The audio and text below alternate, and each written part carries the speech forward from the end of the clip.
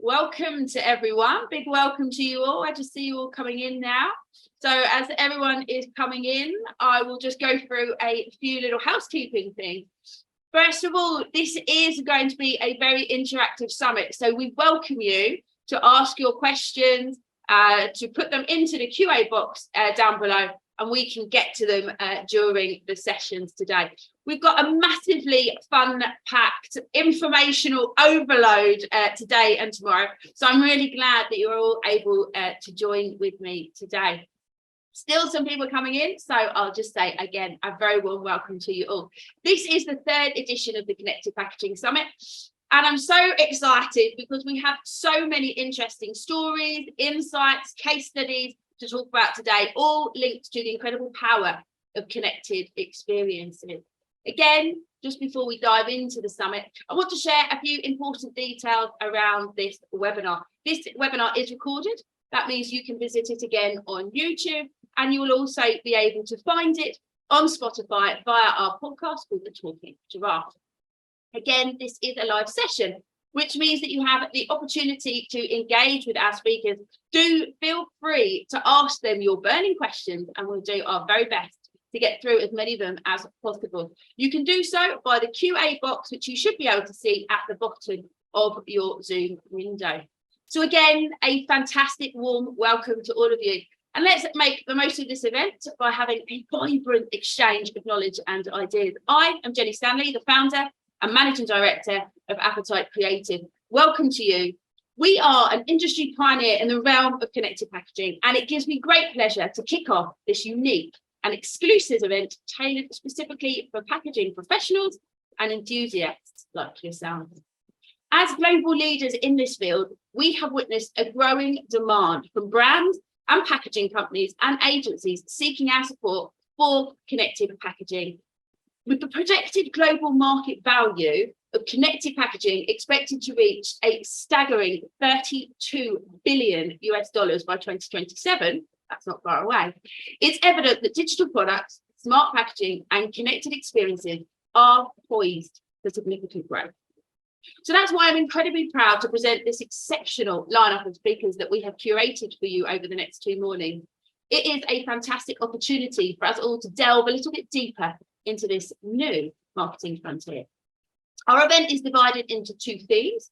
We will focus on innovation and sustainability. And we have some fantastic speakers from esteemed organisations such as Plastic Bank, Seaman Paper, GS1, Tetra Pak, Tadeka Pharmaceuticals, EPAC, Amazon, SIG, the Pack Hub, Danone, Kellogg's, Garcia Carrion, Innoventures, Reef, and Colgate. So there's a huge opportunity for us to explore how to effectively communicate and utilise connected packaging from all different perspectives.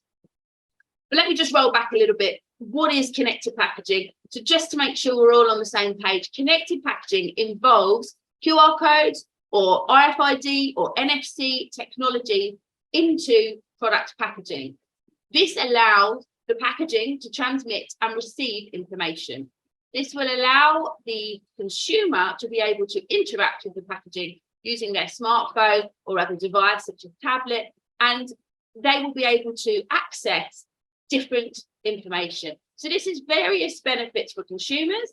It is also interesting for manufacturers, and it is also very useful for retailers. Connected packaging serves as a gateway to two-way communication with consumers and often unparalleled insights into their preferences in real time. As I said, it could be QR codes, NFC tags, or RFID tags. These items, when activated, lead consumers through quizzes, games, or other engaging experiences and allow many different sources of information to be exchanged. So now hopefully we've got that all cleared up and you're all still in the room, which is good. We didn't have everyone leave, so you are all signed up to the right event. I just wanted to really take everyone through a little bit in terms of the insights and the new things that we've been seeing over the last year from the last time that we did this Connected Packaging Summit. So I'm just going to do the most daring thing, which is to try and share my screen. And once I've done so, I'll be able to show you some of the things that we have been able to see in the last 12 months.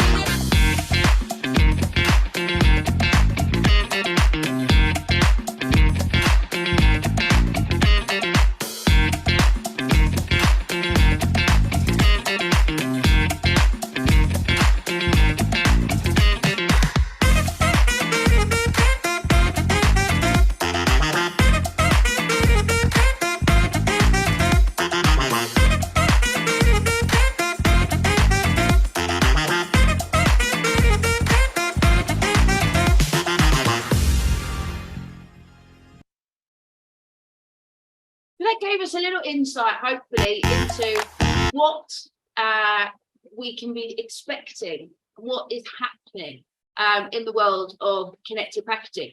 And as you can see there at the very beginning, we talk about the change in consumer and their demands are changing. One of the biggest things I think we forget is that Generation Z is the most recent to have been named, and is actually the group that will not be able to remember a time before smartphones and social media. So brands need to realise the importance of social media and the importance of communication on mobile phones rather than desktop. Consumers are demanding so much more from brands. Their expectations are so much more. And as the dynamics of the consumer landscape are undergoing significant changes, these younger generations now continue to form a larger portion of the population. In fact, Gen Z now makes up for a third of the global population. So it's no longer able to say, oh, that's for the young people. It's not. So according to Business Insider, Gen Zers are expected to account for 40% of consumers, and 98% of all Generation Zers own a smartphone. So are you creating experiences that are able to connect with the right audience on the right device? A recent study from Forbes also tells us that 97% of Generation Zers actually learn about new products from social media. So 97% of that population, which is 40% of the worldwide population, learn about new products from social media. So very, very interesting there. 53% of Generation Z actually bought something through a mobile phone in the last 6 months. Again, very, very, very important. So connected packaging is emerging as a transformative force in the consumer landscape. It's bridging the physical and digital worlds like never before. And as you know, we, Appetite Creative, are harnessing that power of connected packaging, allowing brands to be able to revolutionize consumer engagement and drive innovation. We also know that data has been more crucial than ever before, especially with GDPR restrictions. Businesses are striving to forge closer relationships with consumers, and the integration of connected packaging has emerged as a vital component in their strategy. According to our survey, which we'll look into a little bit later on today as well, according to our survey, over 80% of brands are actually looking or have been able to include connected packaging in their strategies for this year 2023, and over 80%. That's a huge amount. So it's very, very important for us to be thinking about the different brands, the different opportunities and different technologies. So as it's harder and harder to have that connection with our consumers, we must be looking into the data. All the analytics here, very, very interesting. So all these are the different things that you're able to get first party data from your connected experiences. We're able to see different things like how many people interact, how long do they interact, what's the age, what's the gender, where are they based, what's their location. Very, very interesting things. What's their preferences? Do they prefer a strawberry flavour versus a chocolate flavour? How do they feel about this new packaging? Do they understand tethered cat? How do they feel about recycling? Do they know where to put your packaging? All of these different things actually can be accessed through connected packaging. So over the last year, as I said, I really wanted to share a lot of different trends that we're able to see. And obviously, we are able to see this evolution firsthand. So in addition to that fact, it's essential for us to consider the upcoming trends that are shaping global. We looked at Gen Z, but what about the global? And there's a lot of different things. I don't need to tell you about inflation. There is a huge amount of impact in inflation. And while inflation is obviously here, I think we're all feeling that. What does that mean for your consumers? It means people are increasingly gravitating towards shopping for white labeled brands or shop branded goods. The cost and rise, therefore, of living means that people are shifting away from branded goods. That means a big challenge is here for brands in terms of loyalty. Loyalty in terms of generations, whether it be Gen Z or whichever, everybody is affected by inflation. So therefore, that gives us that challenge in terms of customer loyalty. So as choices and competition intensify, businesses are finding it increasingly difficult to secure long-term customer commitment. Consequently, companies must adapt their strategies not only to attract customers with compelling offerings, but to cultivate enduring loyalty in an ever-changing market landscape. With this in mind, we already see this. We can see more companies approaching us at the moment to help them in the development of their connected packaging loyalty program. Really, really important. But what else? It's no secret that sustainability is no longer a trend. I don't think we can say it's a trend. It's an ever-evolving, complex subject, but it's now become something that's interwoven into our daily lives. Again, this is something which is affecting everybody. In fact, 55% of the population, according to Google, chooses eco-friendly and searches for more socially responsible brands. There's been a sharp increase in the number of consumers embracing circularity. That's not just Gen Z, that's everyone. So we're talking about 1 in 2 consumers claim to repair or reuse an item instead of replacing it. We've got some really interesting talk. We've got Plastic Bank coming straight up after me. We have Claire from ReithID also to talk about these different developments. How is sustainability affecting us, affecting the packaging? How is it affecting the way that we need to market to our consumers? What does it mean? Because as we learn as consumers more about our planet and the impact that we are having on it, it's imperative for us to also understand the impact that the sustainability drive is having on all consumers and their buying habits.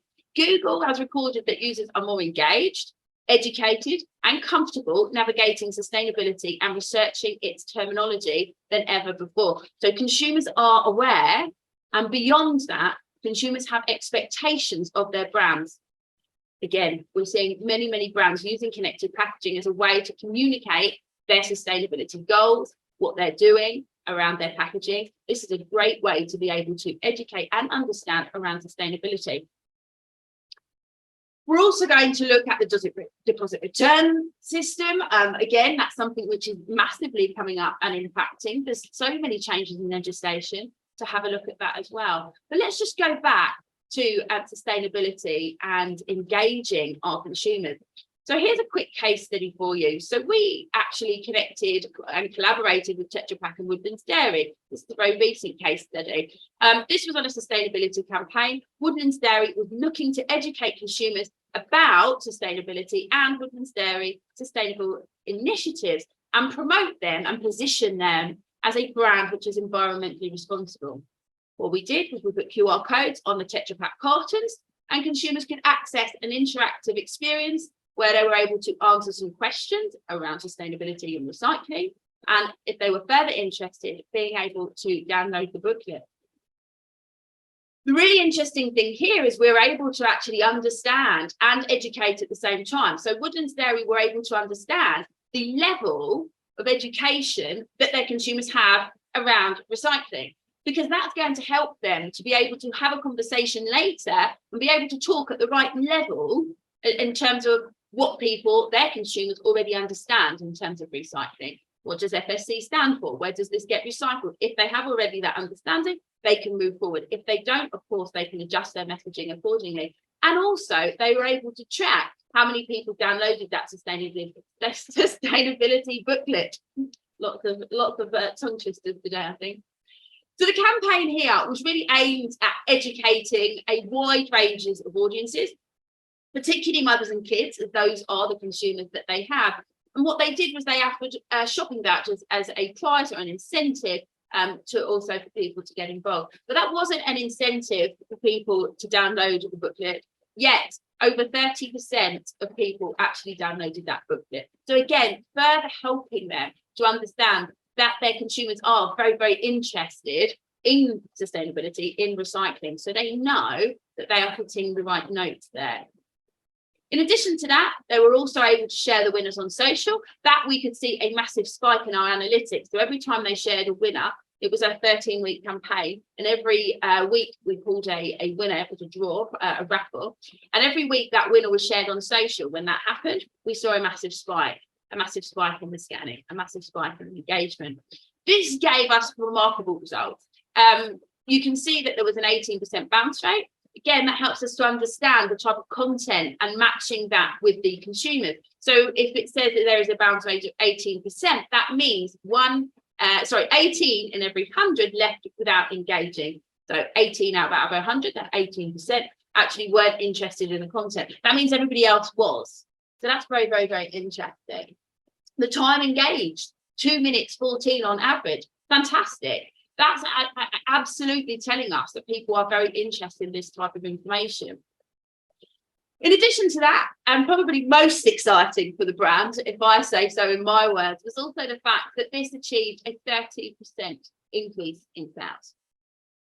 That's huge. That's huge for brands. So not only were they educating, not only were they talking to the audience about something that they cared about and helped to do their positioning, they helped to increase sales. So there's lots of different things here, of course, that connected packaging is able to do. Social media, as I said, played a crucial role. Facebook also drove awareness through the sharing of winners, as I talked about as well. It was definitely targeting its desired audience. But in addition to all of that, they were able to collect the names and email addresses of their consumers. They were able to see which consumers were most interested. They were able to see also the age group of their consumers. 78% of participants were female, which aligned. As I said before, they were looking at mothers and children, which is their main consumer group, as they are aware. This helps to define that. So we see some really fantastic engagement rates, as I talked about, 2 minutes 14 seconds. You know, that's incredible. If you're going to create a TV ad, that would cost a lot of money. This is a fantastic way to be able to engage, to be able to make aware, to change positioning and increase sales. So lots and lots of different ways just through one particular easy campaign. We also launched our tree planting loyalty scheme. Again, linking with loyalty, again, linking with sustainability, where consumers can choose from 12 different planting sites where to plant their awarded tree. So instead of getting a monetary prize, actually after collecting 10 or 5 and purchasing 10 or 5 of those products, they're able to plant a tree. There are 12 planting sites, and here they're able to plant the tree. They're able to keep track of its development. They're able to actually name that tree. They're able to talk with that tree in a virtual way. They can see the actual coordinates, understand who planted that tree. I think most importantly is that naming. That naming the tree is really important. Each recipient, each consumer who names a tree is going to name it after something that they care about, a family member, somebody who passed away, a newborn child. There's going to be some emotional tie or relationship with that tree. They will go back and check on that tree. That tree will probably live much longer than the consumer. That consumer will check on that tree for a very long time, if not the rest of their life. That gives lifetime engagement with your consumer. Lots of different ways to be able to look at things. So this is all around sustainability, but there's a lot more that's happening. Sustainability, of course, is one of those things, but there's a lot of different things happening in terms of legislation. So I'm sure you're probably aware, but from December 8th this year, 2023, the EU will be implementing new labelling requirements for all wines sold within its member states. The regulations mandate that wines produced and labelled after this date, December the 8th this year, that bottles must have the information around ingredients, allergens, energy content, and nutrition. Allergens and intolerances must be clearly displayed on or physically attached to the product. So they are legislation moving across demands from us. Consumers are demanding, but also legislation is moving things forward as well. And information must be clearly displayed on or physically attached to the product, and the rest of the information can be provided through electronic means, such as through archives. Failure to comply with these new legislations are big penalties. There are fines, and there is actually the danger of your product being removed as a non-compliant product in market. Most wineries are opting to use QR codes to comply with the new labelling requirements due to the several advantages they offer. Of course, QR codes can automatically be translated into appropriate languages for users. We already do that. Based on where they're scanning, they're able to see the information in the language that they require. It also allows real-time updates of information, of ingredients. It also gives flexibility in presenting different pieces of information based on the consumer's location or based on something which might be changing or dynamically moving. So there's a lot there that's happening in terms of the labelling and the legislation that's happening. We, of course, are helping wineries in label design, the creation, the implementation of e-labels and QR codes. We offer a platform. You need to be able to have the ability to understand what's happening with each one of those at an SKU level or even a unique level. If you're doing it at a unique level, you also have the ability to be able to do track and trace information. So wineries are now legally obliged from December 8th, as I said, this year, legally obliged to provide a lot more content, and of that some will be dynamic digital content, as I said, product details, ingredients, information, nutritional values. There's only so much space on a physical label. We all know that. Where if you've worked in any part of packaging, you know there is only a small finite amount of space. The QR code doesn't actually then be restricted by physical space. And in addition to that, of course, we're able to offer all the analytics capabilities behind that, the tracking, the insights on consumer engagement, the number of scans, the geographic location, which is empowering wineries then to make informed marketing decisions and being able to reach a wider audience. So we know that we have lots of changes there, but there is also changes in French legislation. The legislation for this actually happened at the back end of last year, September 2022. So again, lots of information here that needs to be recorded. There needs to be information on recycling. There needs to be information on traceability. Again, this is very, very important. Again, if you are importing, or exporting to France, you must have this information, or again, you will be non-compliant. And then moving forward, so that's the past, that's coming up this year. And then we also need to understand a little bit more about the digital passport. So the European Commission proposes the digital product passport. So this information is going to be for all products. So this is a tool to create transparency, unlock circularity. This is at the moment expected to be approved in 2024, finally. Again, it's in favour of QR codes. This will be another indication, I think, in terms of where QR codes are going. QR codes are relatively affordable, they're durable, already widely used. So I can see that QR codes are going to be very much adopted across a lot of different legal legislation changes, forcing brands to look into connected experiences, connected packaging. Phil, again, we have fantastic sessions lined up for you. Phil from GS1 will also be telling us a little bit more about how not only are we looking at the digital passport, but also changes in the barcode today as well. So lots and lots of changes, legislation, trending. And then what about the deposit return scheme?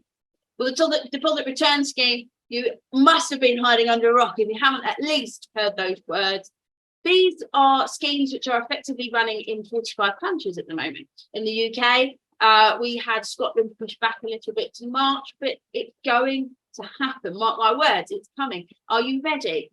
Connected packaging is deposit return scheme. So basically, very quickly, it's about talking about consumers paying up front and then that deposit being returned to them on the return of the particular item packaging. So QR codes and RFID tags are going to enable container tracking. Consumers will be effortlessly then be able to participate by scanning and receiving their funds back. Real-time incentives can help boost recycling, data insight, targeted improvements. Connected packaging is going to be there. It's going to be maximising recycling rates, minimising waste. There is going to be so much more focus on all of these different things. So that's just, again, a very, very tip of the iceberg in terms of some of the things that we are seeing happening and some of the things I think are important for us as packaging professionals, enthusiasts, to very much be focused on. So these consumer changes have impacted and are impacting brands. As I said earlier on, we have seen some of this in a reflection of this year's Connected Packaging Survey. We carry out a survey every year. It's an extensive study to understand consumer perceptions, preferences and expectations, and also FMCG brands perspectives also. So this year we talked to 1,000 marketing participants from all around the world. And as I said, we found that over 80% of respondents, 81% of respondents had used connected packaging as a brand or was planning to in the next year. A massive increase, just to note, because the year before was 46%.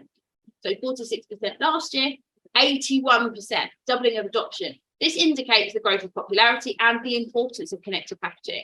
This is not just a trend, this is something which is actually moving forward. So another 45% of respondents highlighted the value of direct consumer interaction facilitated by connected packaging, and 42% emphasised its role in sharing product updates and informing marketing decisions.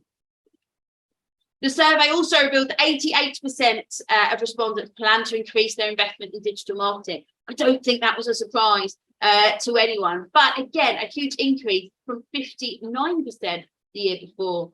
So the majority of respondents acknowledged, 92% acknowledged the increasing importance of connected packaging.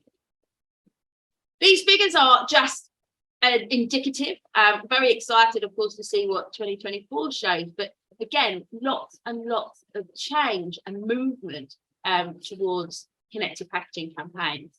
Connected packaging has emerged as sustainable, effective means to engage and educate consumers, as indicated by 57% of respondents. Nearly half view it as the primary channel for direct communication with consumers. So consumers understand this. We know that over 50% of consumers surveyed have scanned a QR code in the last week. I think as well, it's really important to think about the fact that 38% of those surveyed also believe that connected packaging promotes customer loyalty, and gamification also helps to demonstrate and educate your younger audiences. So definitely a very lot of interesting stats there. I'm just going to move to a question from the audience. Thank you very much. Shamuel, how is packaging connected to poor and low socioeconomic groups of population? In other words, how are we to keep low and cheap prices of sustainable types of packages? That's a great question. There's a lot of changes that are happening in packaging. In fact, even the poor and low socioeconomic groups, they have access to mobile phones and smartphones. Some of the work we've been doing has been really interesting, being able to see that actually they have access to smartphones and the ability to be able to activate campaigns, being able to educate them on recycling as well. There's a lot of different things that are happening in terms of all different groups. Again, another question that we always see is, is connected packaging just for older? Is it just for younger people? It's actually across all different economic groups, all different age groups as well now. But I think COVID really helped that. Technology allowed all mobile phones to be able to, that have been produced in the last 5 years, to be able to recognise a QR code. And so that's really pushing it through across all age groups, all target. Connected packaging is not now just a small target group. Actually, this has been positively influenced by so many different things. Sustainability. Again, we'll hear later from Garcia Carrion, where they actually changed their packaging to be more sustainable. And we use connected packaging to be able to communicate that to the consumers. In fact, really, that brings me to my conclusion. Connected packaging is not just a passing trend. It's a powerful tool that empowers brands to connect with consumers on a deeper level at all age ranges and at all levels. By leveraging these technologies, and again, there are different technologies, we're able to see the differences and evolving landscape where we can unlock the potential. Another quick question from Charlie. Thanks, Charlie. Is there any research that asks the consumer what they want and expect in connected packaging? Yes, actually, we do have some research on that. I do know that 38% of those surveyed actually expected to see ingredient information from their labels, from the packaging, which in terms of allergens and allergies, which I think is really, really interesting. Also, there's a lot of information there, and if you reach out to me afterwards, I can also send you some of the research that we did that also looks at the propensity to answer quizzes, involve themselves in games and things like that as well. Again, it's always down to the actual consumer group that you're talking to. You know, selfies, for example, might not be the right thing if you're looking at an over 50 audience, but they're looking at something else. So it's very, very different. Another quick question from Maria: what metrics can be captured on the dashboard? As for more information and marketing decisions, it could be a great solution. Yeah, it is a great solution. Of course, what you want to do is you want to be able to understand what your consumers like, who your consumers are. And I think that's a big challenge, especially for those who are selling through retailers. So our analytics will be able to tell you who scanned, were they male, were they female, how old were they, or did they prefer to have a chocolate flavour or a strawberry flavour? How do they feel about their packaging? How do they feel about a new initiative that you might have? There's so many different metrics that can be captured on the dashboard. And of course, like the answer to Charlie's question, it really comes down to who your audience is and what you're looking to find out. But at the best level, we're talking about first-party data, and that's super, super important, especially in this day and age. Another question from Charlie. Thanks, Charlie. Keep them coming. Are brands experimented with connected packaging to create communities? They are. Again, we'll hear from Garcia Carry On, who did a fantastic campaign with us. It's still live at the moment with their new carton. Their new carton actually removes the aluminium layer. What they actually wanted to do was understand what group of people were really interested from their consumers in terms of sustainability, and were willing to share that type of information on social media. And so actually the campaign that we did with them, which is still ongoing, it's a year-long campaign, is actually being able to group together those ambassadors and be able to create that community for them to be able to activate. So thank you so much for your questions. In conclusion, as I say, it's not just a passing trend, and I'm hoping to share with you lots and lots of fantastic content, lots and lots of fantastic case studies and speakers in the next few sessions. So don't run away. We only have a few minutes, and I'll be joined by Peter Nitschke, who is Global Director for Community Partnerships at Plastic Bank. Grab a quick drink and we'll be back in 60 seconds.